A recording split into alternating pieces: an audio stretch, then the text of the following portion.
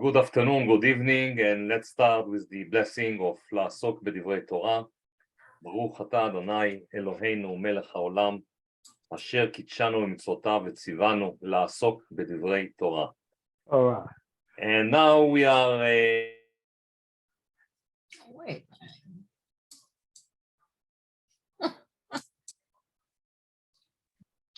Rabbi, you're Rabbi, muted. you have to unmute Not anymore, yourself.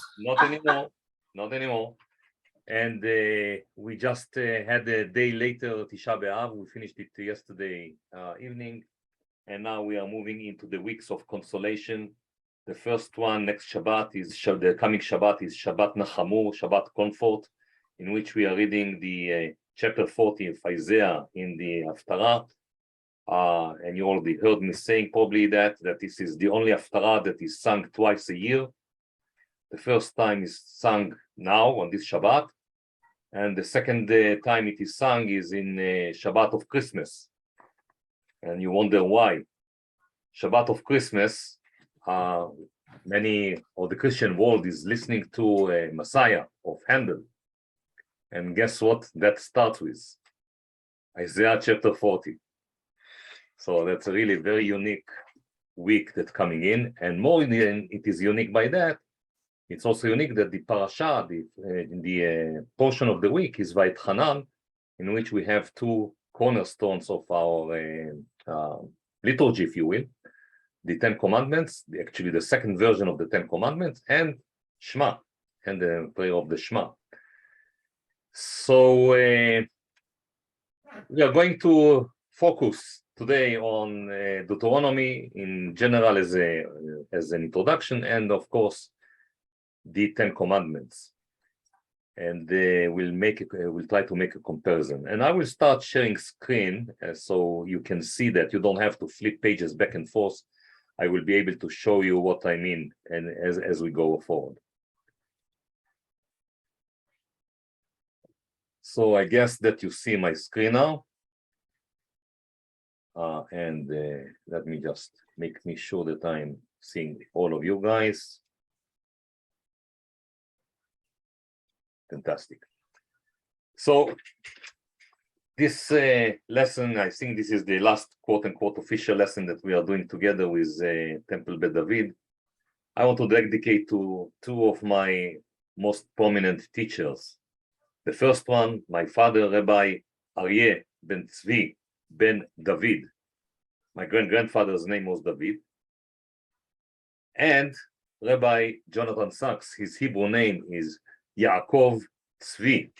His father name is David. So in a sense, by his name, Rabbi Sacks is also an ancestor to me. He carries the names of all my ancestors.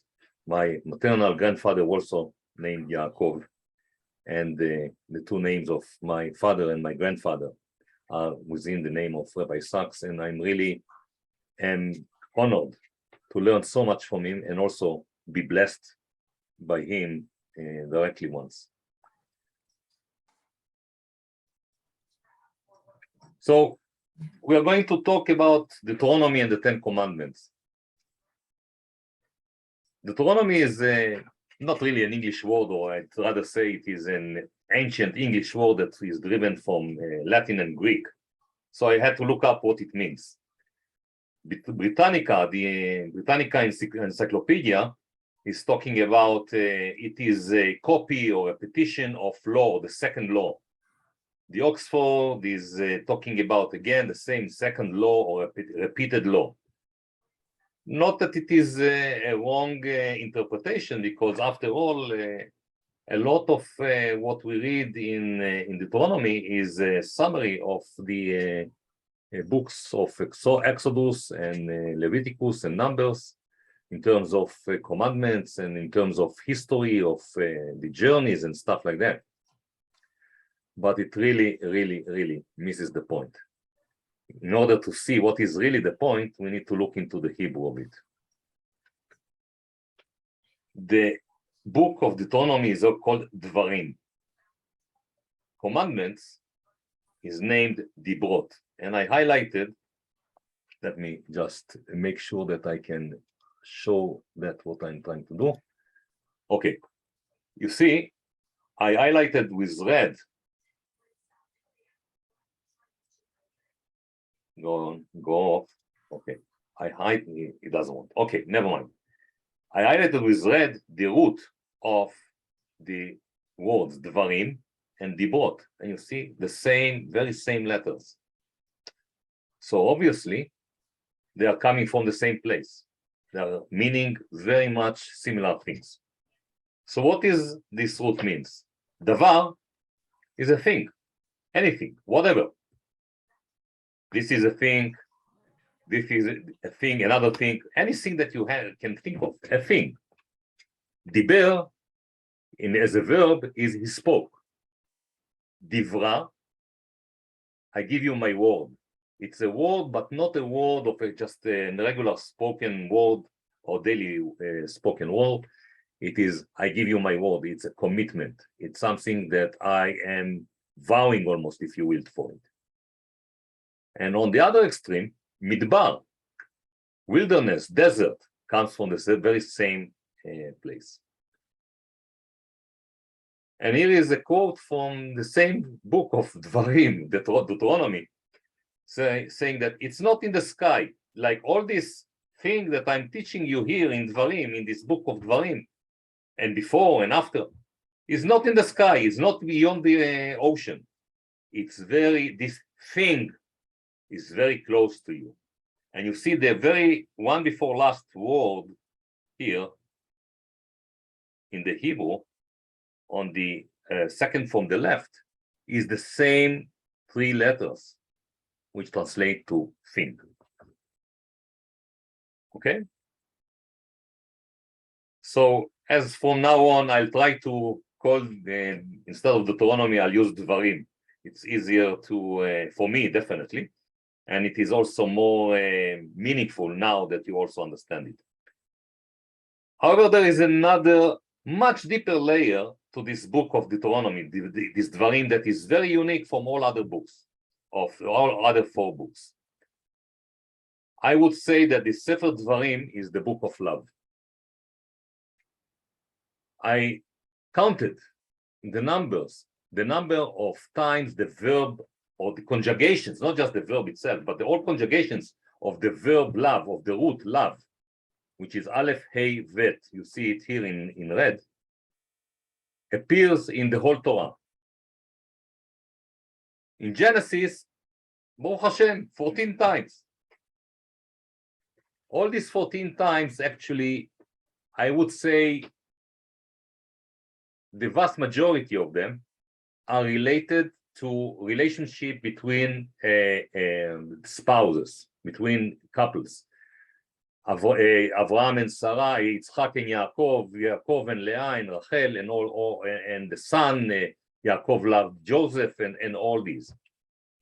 Exodus, only twice. Leviticus, twice in the very same chapter, in chapter 19, about love to your fellow human being as yourself, and love the stranger, love to the stranger. In Dvarim, 22 times. Give and take one, I mean, like I might have missed one or two, but I mean, I think that the difference is starting. Out of these 22, 17 are expressions of the love between God and the people, and the individual, the people, and it is bidirectional. God loves us, we are asked, or we are promoted, or whatever you want to call it, to love God. The message that Moshe is delivering throughout this last months of his life in Sefer Dvarim is the message of love. So, and he is giving in this book two blessings that are really the most beautiful poetry, okay? The Azinu and Parashat Zot HaBracha, the two very last chapters, are beautiful poetry of love to the people, to the people, of people to Hashem, and blessings and all. It just, there is nothing but love. Yes, there is some kind of not I would rather say not curses, but warnings that if it doesn't happen, then calamities, then something bad could be fallen on people if you are not exercising this kind of emotions and this kind of behaviors. But it's basically even that is coming out of love. So with that kind of thought, or I'd rather say perspective, I would want to look and analyze and discuss all what we are going to read from now on. All these 10 commandments. Commandments is like, wow, if you do, if you don't, we'll kill you, or something like that, or whatever. And rather than doing that or looking at it in this kind of an approach, let's try and see it from the point of love, of a bi-directional love, this kind of as a relationship. So that's the introduction. Question, comments, please.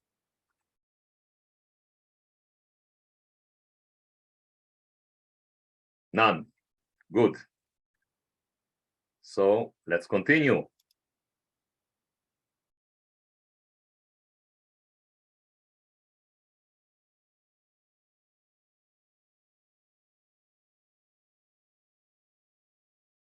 Okay. So here it is, the comparison between the two. On the right-hand side, do you see the screen? Yeah. So on the right-hand side, you see the version that appears in Exodus, in Parashat Yitro. And the left-hand side is the same, what we call the 10 commandments, or the 10 divrot, the 10 utterances, the 10 words. I really don't have the right English word for it. So on the the left-hand column is the version that appears in Deuteronomy, in Dvarim. And just by the look of it, you see it's pretty similar to each other. Some slight differences, like the Deuteronomy, the Dvarim one starts with 4 words on the first line, while the other one on the 1 word. But basically, it looks very similar. However, we already can notice that Dvarim version, the second version, is longer. Without even going deep into, you see, I try to make sure that each line is on the same place and the scale is okay. And you see it's longer. So there are more words there. Probably, I didn't count, but trust me, there are more words. We'll see it as we go on. So you could ask, wait a second, it was very difficult to write these kind of things. He had to carve them into the tablet. Why add words? Just copy paste. And that is exactly what we are trying to understand. What are the differences? Why are there? And how it came to be, and what we relate, how do we relate to it as we go. So the first commandment, I'm not sure if it is the first, and we'll open it to the conversation. It's basically identical, and you see at the very top the Hebrew, the way it looks, the Hebrew, and I highlighted the only one change. The last word that you see highlighted in yellow on the right-hand side on the Shmot Exodus version is mitzvotai, which is my commandments. And the one in Dvarim is, instead of ending with a yud, it ends with a vav. And indeed, when you have to read it, they tell you have to read it as if it was a yud. But still, it is a vav, and that means that it might be also as mitzvato, his commandment, rather than my commandments, his commandment. And if I may suggest, when I'm turning, and you see it could show in the translation that by showing kindness to thousands generations of those who love me and keep my commandments, or keep his commandments. When I'm saying my commandments, it is more like commandeering, if you will, more demanding. When I'm saying it with his commandments, I'm opening it up for a choice. It is kind of less personal and open up to choice. That's my own feeling interpretation for it. And yet again, with all due respect, we need to read it as my commandments, mitzvotai, even though it's written in Mizrach. So the translation says, I am the Lord, I, the Lord, am your God, who brought you out of the land of Egypt to the house of bondage. You shall have no other gods besides me. You shall not make for yourself a sculptured image, any likeness, tatatam, the whole thing. We know it almost by heart. And the question is, and think about it for a second and tell me, is this the first commandment or not? What is it? And I'm waiting for you to chime in. So whomever thinks something, please unmute and say what you think. In Jewish tradition, it's been the first commandment. It is the first commandment in Jewish tradition? That's what I've read. Okay. Well, if you know Jewish tradition well enough, you would assume that probably there are more than one thoughts about it. Of course. And I also read that there's something, another version in Leviticus. So there's like 2.5 times that the 10 commandments are written. Yes, there is repetition. You are absolutely correct. And there are more than once appearance of various elements of the 10 commandments elsewhere. Absolutely correct. Anyone else? I think that that God is laying down the groundwork for what's to follow. Okay, good. So I am the Lord, I, the Lord, am your God is not really a commandment. If I understand you correctly, Jeff. Yes, I think he's laying down the groundwork for what's to follow. Fantastic, good. Any lawyers around us? I'm not a lawyer, but I would tend to agree with that because I don't think that there is a rule in Judaism. You don't really have to even believe in God to be a Jew. That's correct. That's correct. So, but still, you know, look at all the images of the tablets and the 10 commandments. Is that Anochi Adonai Elohecha? Start with that. That's first Aleph. And so Yeah. our commandment start with an Aleph. Okay, so well, you can guess that there are two opposite opinions here. The Rambam says it is the first commandment. He says it in the Mishneh Torah, in this big codex of 14 volumes that he wrote about what are the halacha or the mitzvot. And the very first commandment, you have to know that this is God. That's a basic commandment that overrules everything. That's the Rambam. However, others say, no, the first commandment, you shall have no other gods. So what is it? I am the Lord, I am your God, that got you out of Egypt. It's a preamble. It starts already from the Rashbi, Rabbi Shimon Bar Yochai, the 2nd century, that actually says something similar to that.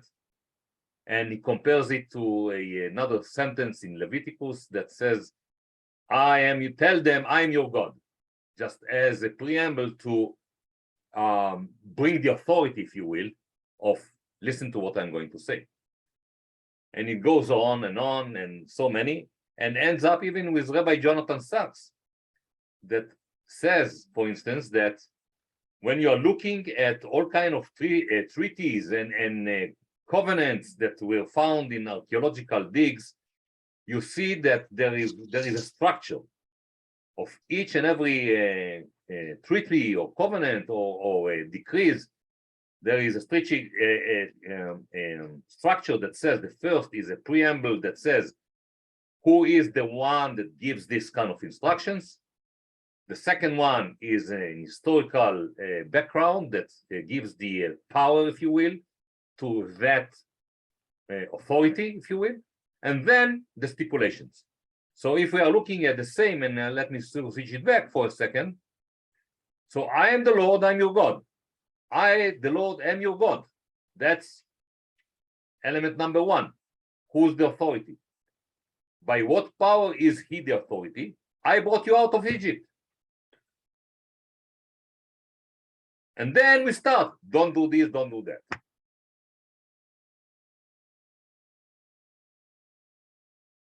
Okay?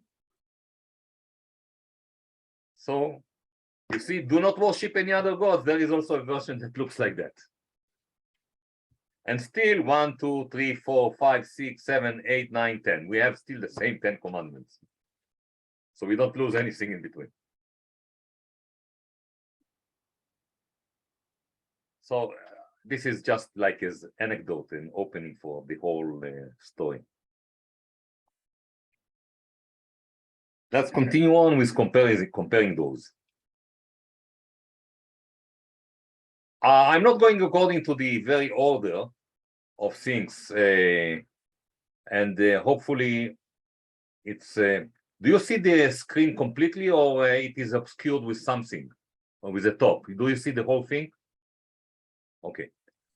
So this is the last one, and it is starting. This I'm on the exactly again on the right. We will have the Shmot, the Exodus, the first version.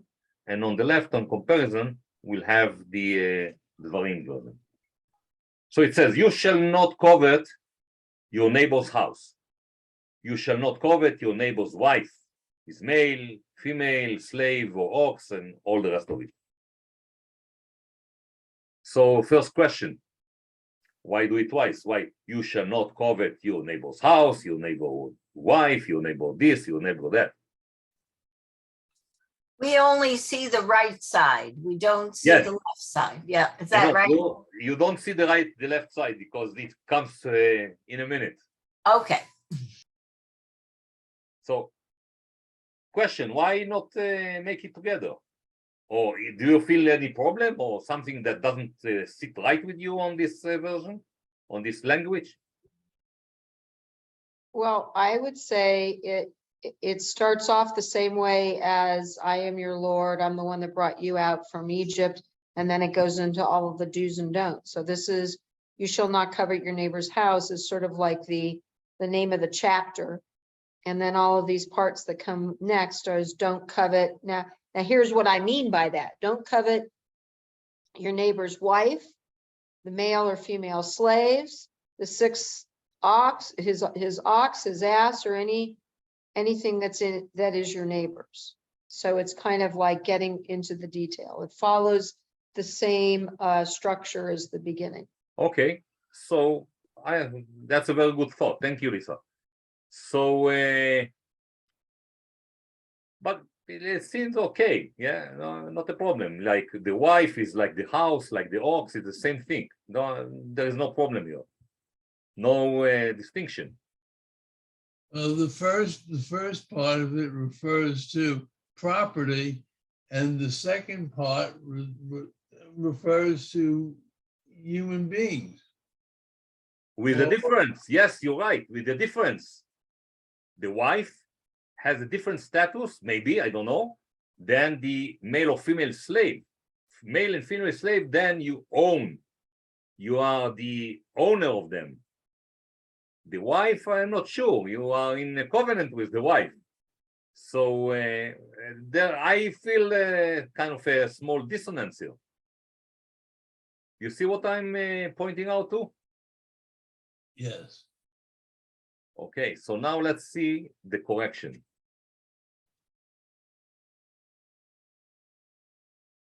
And that is whole different thing. It starts with, you shall not covet your neighbor's wife,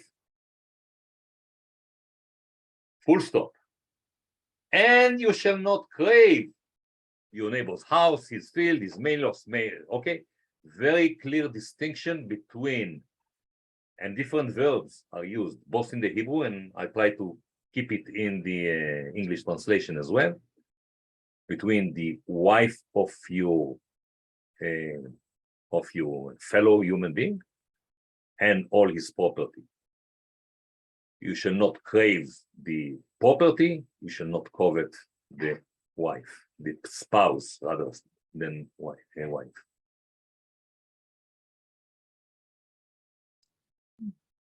See the difference? Rabbi Emanuel, Yes.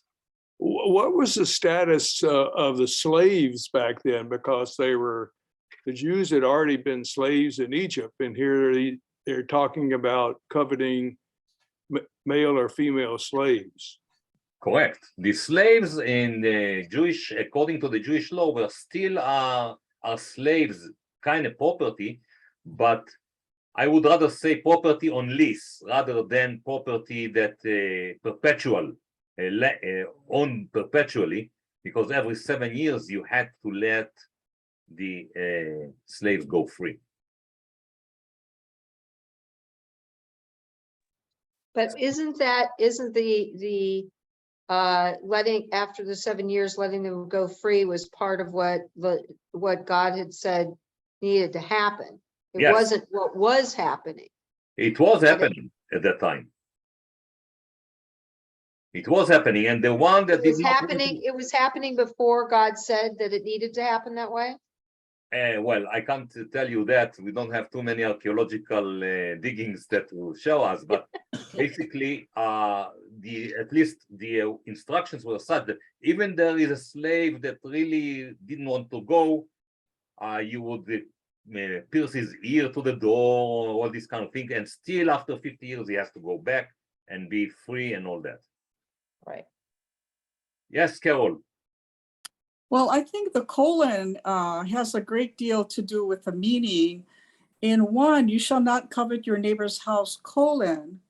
And then all of the following items, therefore, belong to the house of the neighbor, including his wife, who is given the same priority as the rest of it. However, in the other, the colon follows the neighbor's wife. And so the neighbor's wife has a superior kind of position there. And the following things are not so lofty, I guess, but it's anachronistic to think about male or female slave, because at that time, it was just usual thing to have a male or female slave. It was not unusual. It was not unequal. It was just part of the times, a period. So I think that for us today, we look at it from our lens of 21st century, and we really need to go back to that earlier time, I think. Fantastic. Very good. Two very good comments, Carol. Thank you. The difference is when you're looking at the tropes in the Shemot, in the version of the first one of Exodus, it's after the Reacha, where there is a point there or a dot. It's a etnachta. It's the middle of a sentence. It's like a semicolon. In Deuteronomy, it's a new verse. So the separation, or in terms of the way even you chant it and the way you read it, is in the Dvarim version, it is a verse and then another verse, rather than one long verse with a semicolon in between. And the other thing, again, from the very same point that we started beginning in the action or the attention to the love, the mere fact that it is not just slaves, and in Hebrew, if you are using the male conjugation, you actually mean very general, both male and female. The mere fact that there is a very distinct and separate call out for the male and for the female, even in the slave elements, actually elevates the female to the same level as a male, give them both the same kind of importance. Emmanuel, Yes, isn't the slaves mentioned here only Jewish slaves, not non-Jewish slaves? it's a very good question. I don't know to answer you. The only reference I can make to make it more general is when it said the first one is Rea. Anything that is related to Rea. Rea is a fellow. He's not Jewish, he's not Israelites just, is anyone that you have kind of a relationship with, that lives with among you and so on.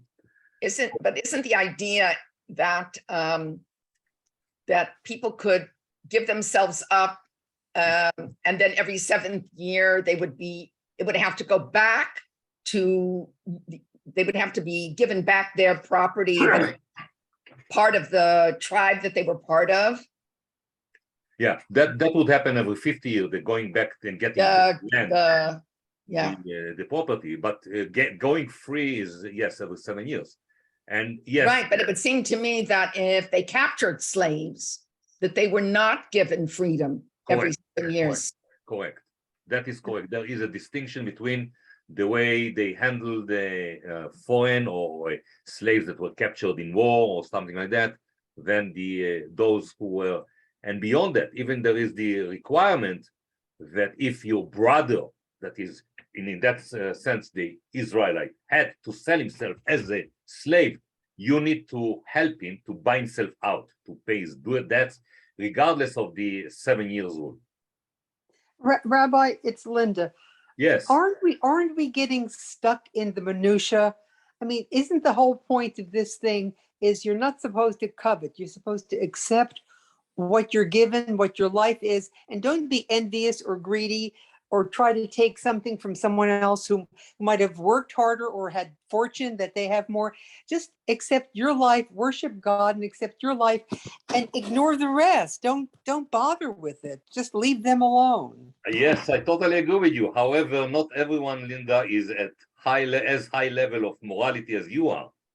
And some, well, I wouldn't say I have a high level of morality, but I'm saying this would be the ideal. Just let go of any negative or envious feelings. Let other people rejoice in what other people have and be happy with what you have. yes, and still we need to tell some people very explicitly what they should not do and what they should do under this kind of general idea, because if we just relied on everyone to interpret a general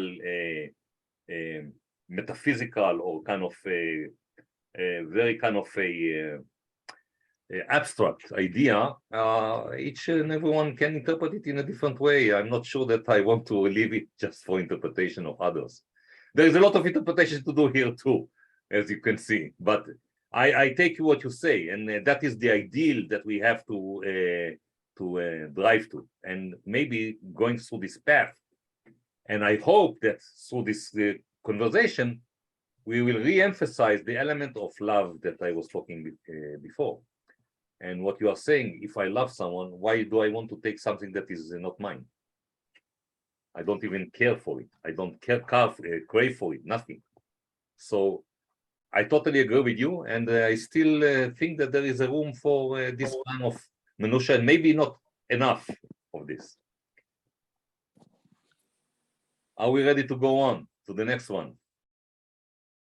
Yes. Here's another one. The first one on only one word difference, but real difference, I think.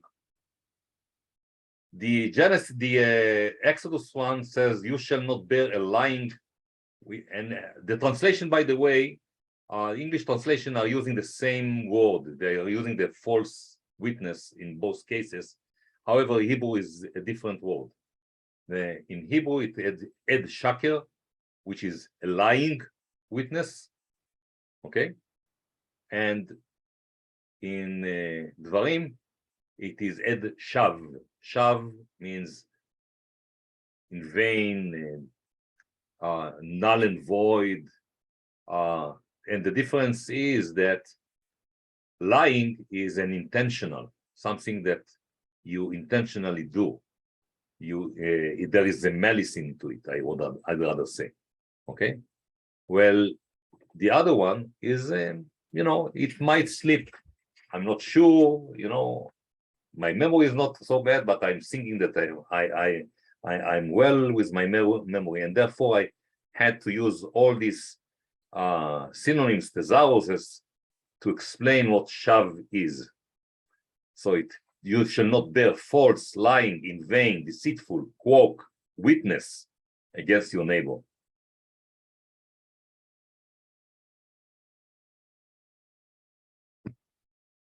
And another element here, again, showing in the Hebrew, is the depth of what does it do. It said, you shall not bear, lo ta'aneh. The very first, I'd rather say the first layer of the meaning of the word ta'aneh, answer. So what a witness does, he answers questions. Okay? However, it is also to torture.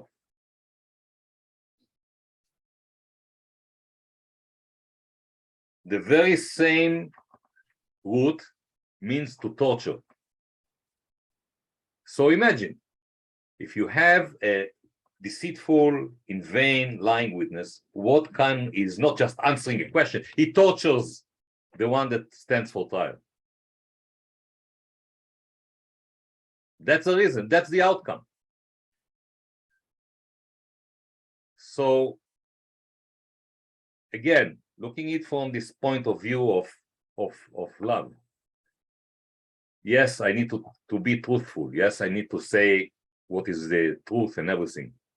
I have to say that from the point of not torturing, not hurting, out of emotion of friendship, love, whatever you want to call it, as you go on.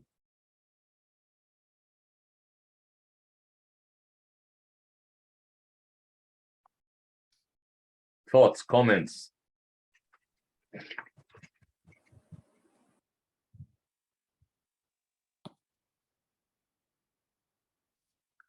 Rabbi, Yes. can you expand on what you translate as neighbor? Yes. What we are calling the word that is used to translate into neighbor is rea. Okay, lo afta lereacha kamocha, for instance, which is love your neighbor as you love to your neighbor as yourself. And neighbor is shachen, one that is close to you, like mishkan. I will be residing within you, shachanti betocham, and all that. So rea is not just a neighbor that is in close vicinity to you. Okay, I would rather say that rea is a human being that you have any kind of relationship with. There are 6.5, or I don't know how much is going to the last count, billion people, human beings in this world, okay? The vast majority of them, I don't know, I have no interaction, no whatever relationship with those people, of course. However, the one that I see in the street and I smile to him and say, hello, good morning, he's already my rea, my fellow human being. And by the mere fact that I responded to him one way or another, I have this relationship. That relationship has to come out from love. And the love has to be acted upon, not as an emotion, but as an action. The action of whatever you do, that you do as an action of love, is expressing the emotion. And you see here again and again is rea, not don't your neighbor's house. Any house of anyone that you might have a relationship with.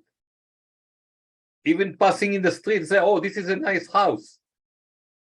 It creates a relationship, don't crave it. even your enemy, in a sense, okay, in that case of a trial, if you will, the one that harmed you, okay, you already have a relationship. So you have kind of a rea here. I'm not saying it's your best friend, but still you need to look at it from that point that despite a harm that you might have felt, you don't need to harm them. You need to be truthful, but not to do it from out of the malice of hurting.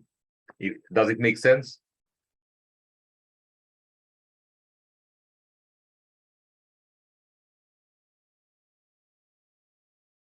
No, not really. Okay, let me try at a different angle.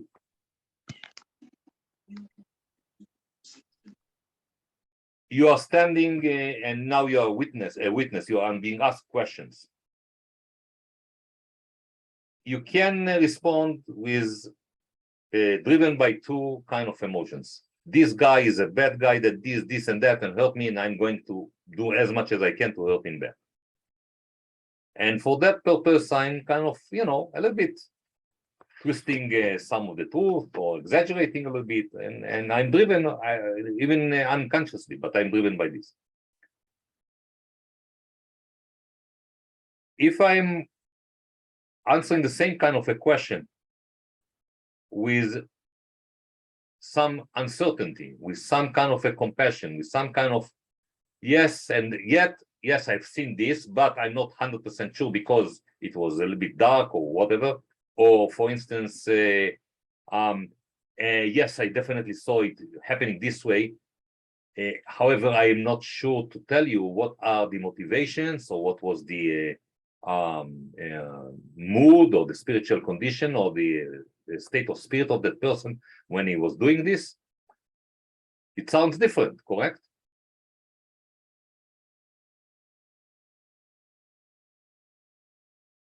It's coming from how you want to approach this. If it comes from the side of revenge, malice, and all that, or comes from the side of I don't want to torture that person anymore. He's probably suffering enough.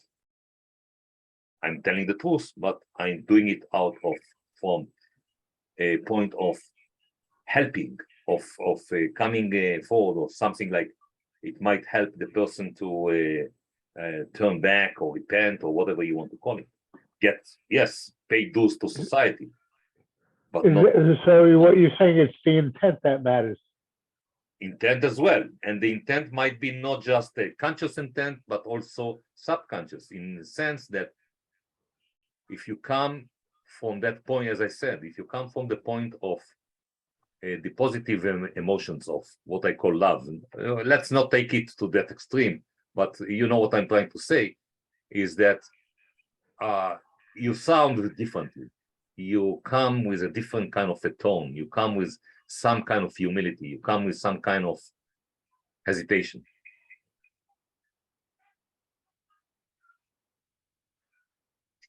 And there is another midrash saying, okay, so here it is something, and we'll see it again later on. Only one word difference.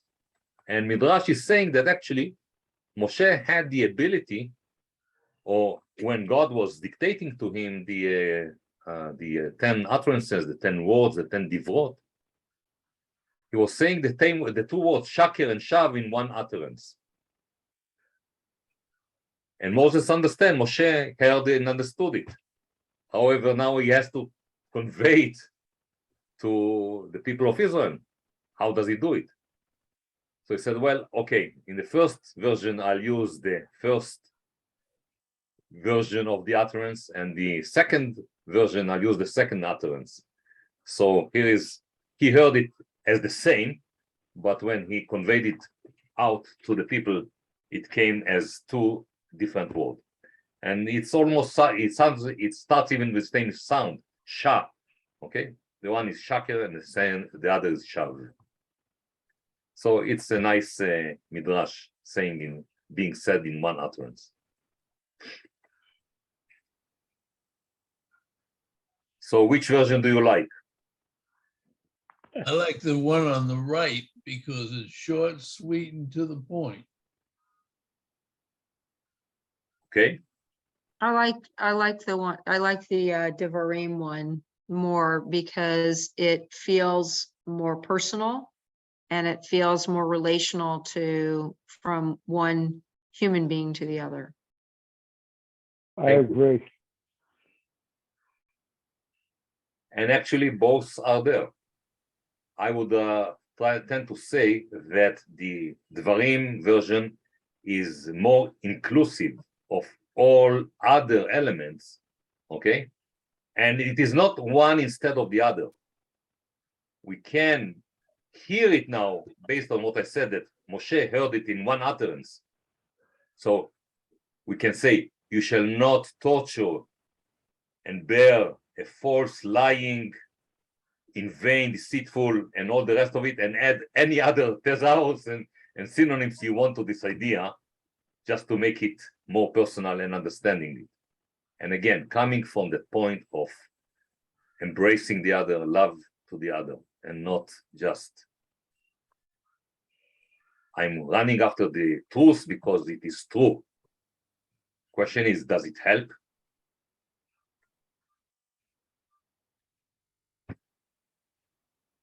Okay, here is one that is a little bit more elaborate. The fourth, and Marlene, if there is anything on the chat that's important, please chime in.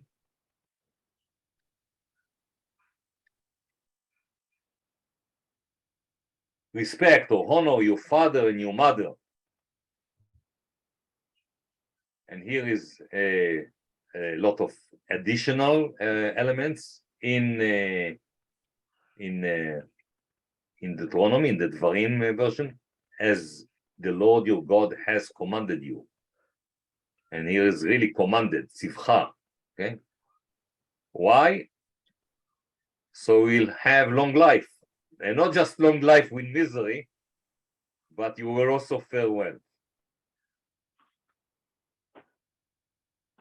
Probably by that time, Moshe knew this, or experienced so many times on his own skin, this word, what we call moichel toives. Don't do me favors. Don't take me out of Egypt into the desert. I want the fish and the meat that was there. So it's not that you will just live long life, which is the same in the both versions, but good life.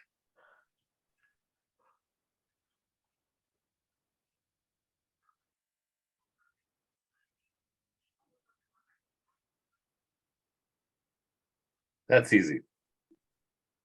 Comments?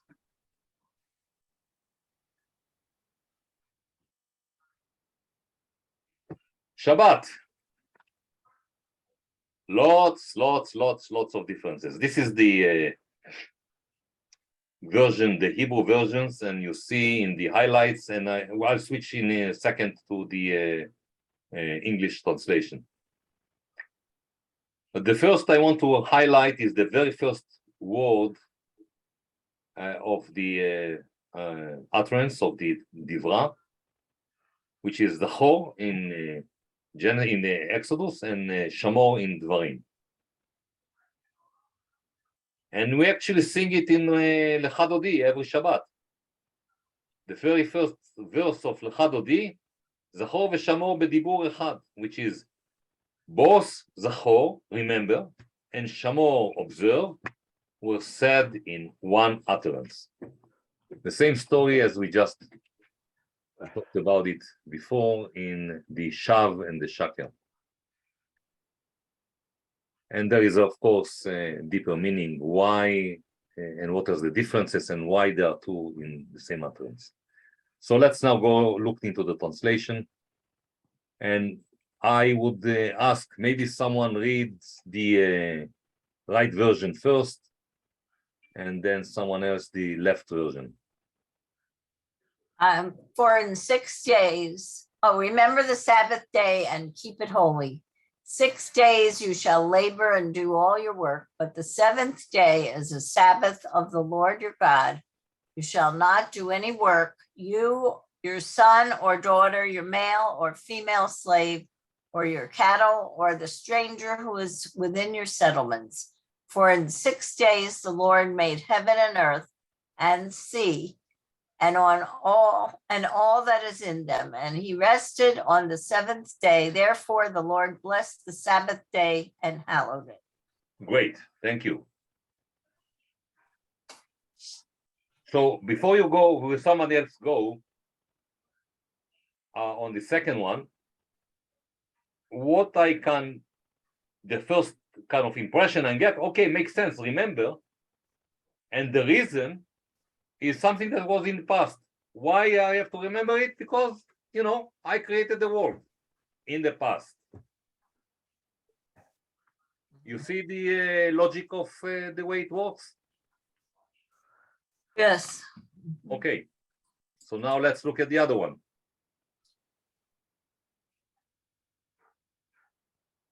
Who's reading the other one? I'll read it. Observe the Sabbath day and keep it holy, as the Lord your God has commanded you. 6 days you shall labor and do all your work, but the seventh day is the Sabbath of the Lord your God. You shall not do any work, you, your son or your daughter, your male or female slave, your ox or your ass, or any of your cattle, or the stranger in your settlements, so that your male and female slaves may rest as you do. Remember, so that your male and female slaves may rest as you do. Remember that you were a slave in the land of Egypt, and the Lord your God freed you from there with a mighty hand and an outstretched arm. Therefore, the Lord your God has commanded you to observe the Sabbath day. Wow. Okay, what we see here. There's a lot more explanation in the second one, in the Devarim one. And a lot of missing. Well, It's more inclusive. What about creation? Gone. Yeah, and they're telling you, remember that you were, well, this is a later generation, so they're further from being slaves in Egypt. So he's reminding them, and Moses is reminding them about that. Yeah, that's a very good point. Yes. This is a social justice thing. Yes. That's a whole different concept in addition to the blessing that the creation. So it's kind of expanding on the creation. This is a civilization that God would wish for. Yeah, very good. I think the significance is the word observe. It's not Yes. saying just to remember. It's emphatically saying to observe. Yes. Observe means forward, looking forward, I'd rather say. When you remember, you're going back. When you need to observe something, it's something that dictates what you are going to do. Observe is important, but in this one, the word command is there. Yes, in addition. In addition to observe, and it sort of elevates this commandment to such importance. Absolutely. So you're right, Rich, you're absolutely correct in a sense that observe looks forward and is emphasized by the commanded, as you are commanded. Okay, so it goes forward. Remember is actually only looking to the past.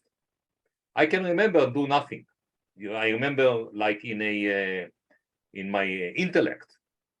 Okay, I read a book, something like that. Observe is something that you do. It's active. And you are doing it because you are commanded. And there is also remember here. Remember why. Right. And remember why is not because I created the world and I rested, which is history. Ancient history. Is remember what you were and how you felt when you were slaves. Right. And that memory is the one that needs to drive you forward in your thinking how to observe.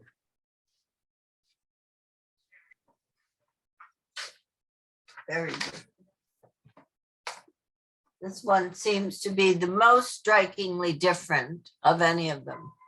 That is correct. Lots of yellows. Yeah. And you can see here also, back to the very beginning, what we are saying is that the idea of what is the authority or the historical background that allows or gives the power, if you will, to the Holy One to command. Because I took you out of his mighty hand and stretched arm and all that. I have the power and I have the authority to command you, and then you have to follow.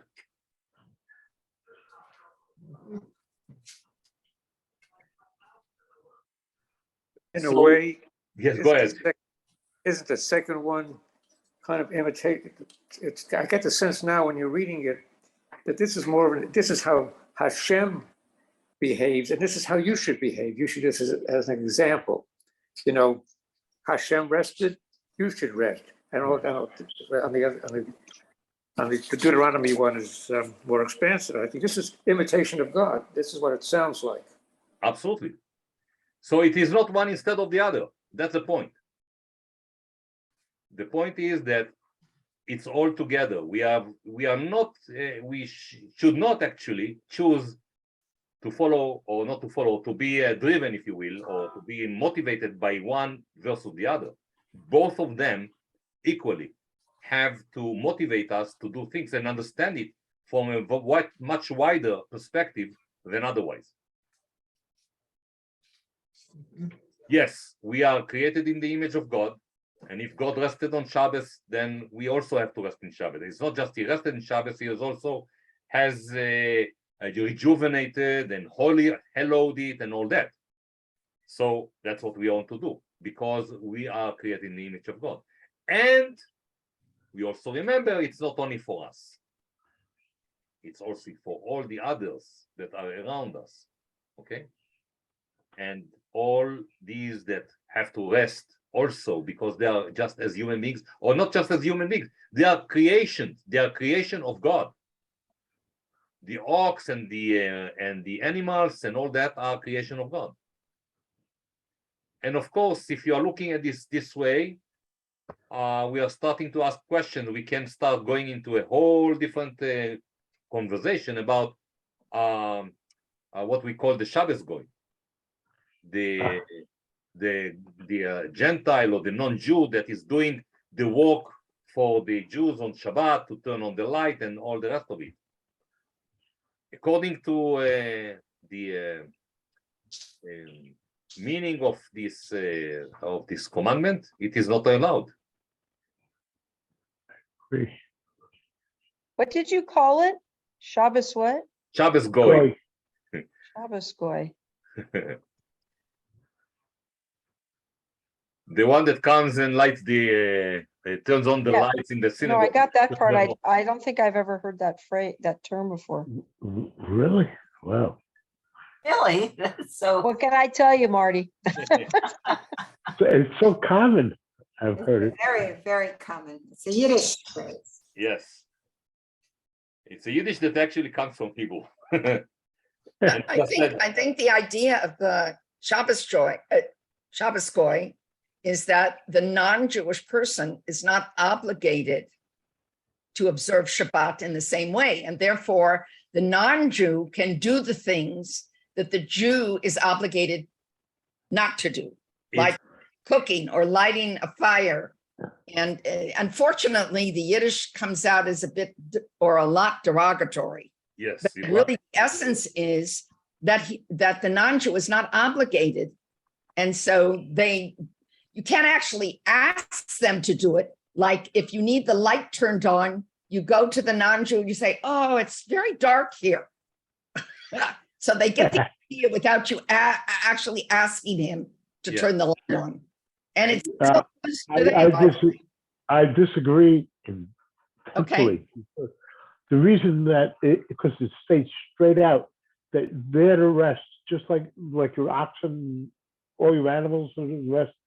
I mean, to take and have them do a chore that you wouldn't do yourself, I don't think is proper. My grandmother always said she would never her neighbors had them. She said she didn't feel it was right. Her grandfather would have gotten one right away. Yeah, I agree with you, Marty, and I think that it is my obligation to make sure that the non-Jew does not work on Shabbat for me. He's Right. not obligated, and whatever he wants to do, sei gesinnt. It's okay. Right. I don't tell him what to do, but I am definitely not telling him to do or even alluding to him to do something for me, because then Right. this is what I call, and I did a dissertation on that in my rabbinical studies. I call it double whammy. It's called chote umachti. It's not that just he, the one that does it, he sins by himself. He also makes others sin also. So he's taking double the guilt, if you will.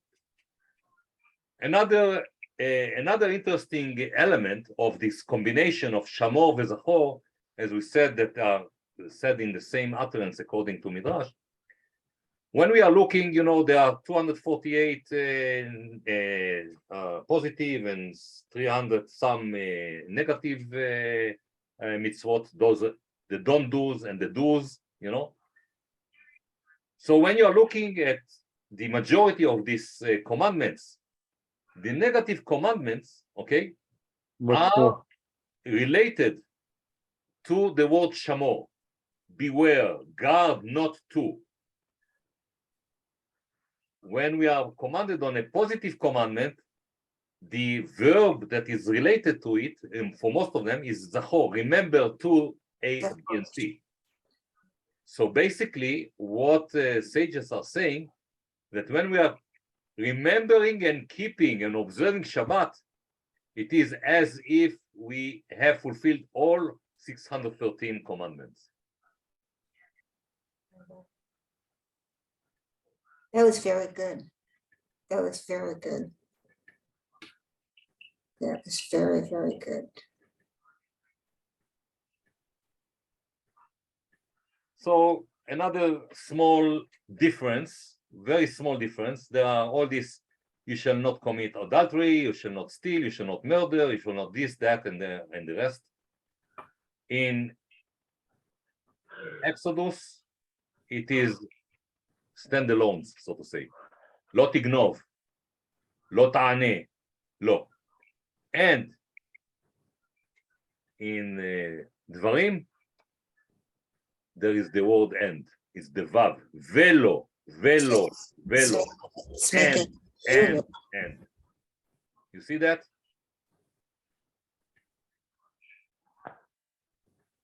How interesting. That is so interesting. Why is that? It's so interesting. It's really. What do you think? Why should it be like that? I think, to me, It's in the first one, each stands alone. And in the second one, in Deuteronomy, it's a unit. they're kind of connected in some way. Yeah. I'd rather say it is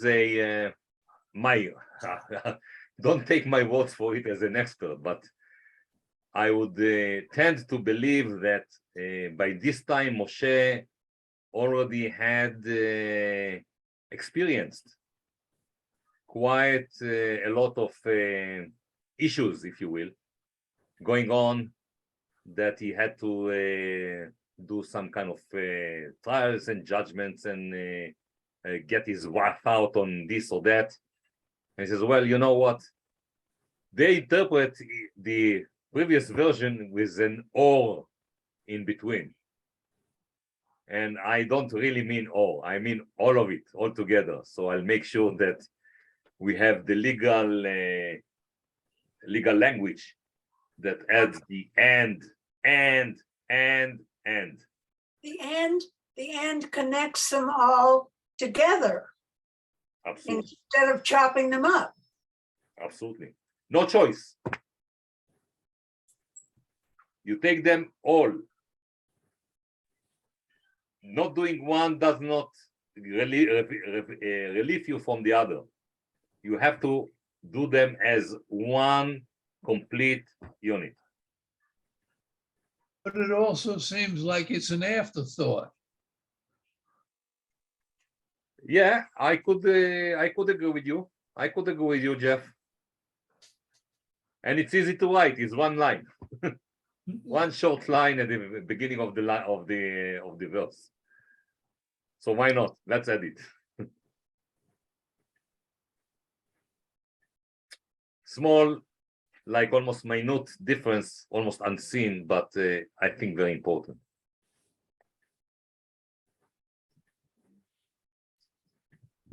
Let me stop sharing here for a minute. So, okay. Thoughts, comments. That's basically the end of this comparison, if you will. Oh, my goodness, yeah. It was good. It was very good. So when you are going to read the 10 dvarim, the 10 divrot, the 10 utterances, the 10 words, the 10 things, this Shabbat, I hope you will have a bit different, maybe a little bit deeper view of what you are reading. Yes, very definitely. Yeah. That was very interesting, Rabbi. Thank you. So Thank you very much. Thank you. Thank you. Thank you. Thank you. Let me add one more slide for you. As Thank you, Rabbi. Thank you. I was had the big honor of having an exchange and getting a blessing from Rabbi Sacks personally. I wrote him about, and again, it's connected to the parasha, to this parasha of the week. And I made a reference to both verses of Ve'afta le'reacha kamocha, love to your fellow human being as yourself, and the Ve'ahavta et Adonai Elohecha, which is in the Shema. And I was pointing out the proposition of le'reacha, which is to your fellow human being, which misses in the translation. Translation, love your fellow, your neighbor. When you are reading the translation, you read it as if it is an emotion. Love your neighbor, love your fellow human being. The proposition in Hebrew actually turns it into a verb, an active verb. Love to you. So when you are loving to someone, you have to do something to do that. And what I was trying to point out is that the connection, when my expression of loving God, which is the commandment I have in the Shema, is being expressed by the acts of love that I'm doing to other human beings.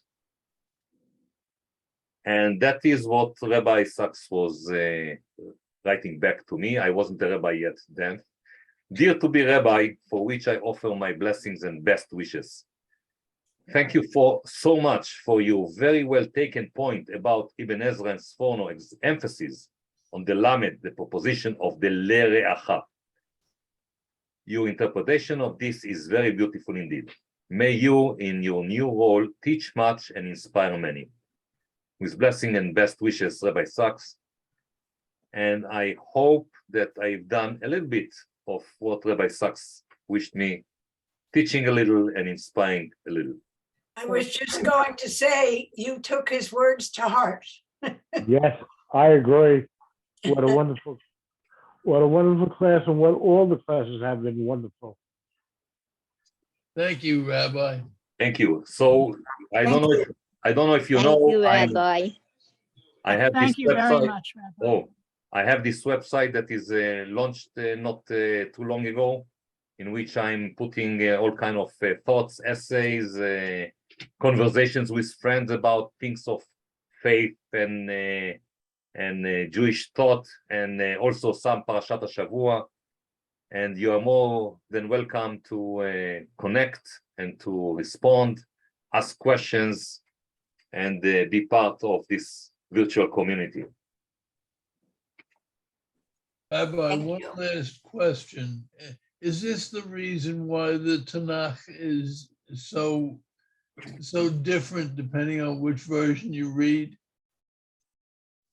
Yes and no. Very Jewish answer. Yes, let me explain now. Let me just explain. In Hebrew, there is only one version. However, the way we understand this version is so different from each other, even though we have one version. Now, when you are going to translate things, oh boy, then you are going worried because each translation will be different, and that is one of the issues. And Talmud says that it was like a calamity when they first tried to translate the Torah, because they lost all these layers. And you could see even in this very short presentation how one word is interpreted and has subtext and sub-layers into it in such a way that turns the meaning so different, so drastically over. So, and you know what? It is a blessing. The mere fact that we have all these versions and all these thoughts, and actually it is not one or the other, it's actually one and the other and the next, and that actually expands our understanding and our view and deepens it. So it's a blessing. Okay, thank you. Thank you, Rabbi. Thank you. Thank you. Yeah, thank you. Thank you. Good to Wonderful see you. class. Thank you very Good much. to see Very you. much. It's Rabbi, good what to is see you the- again.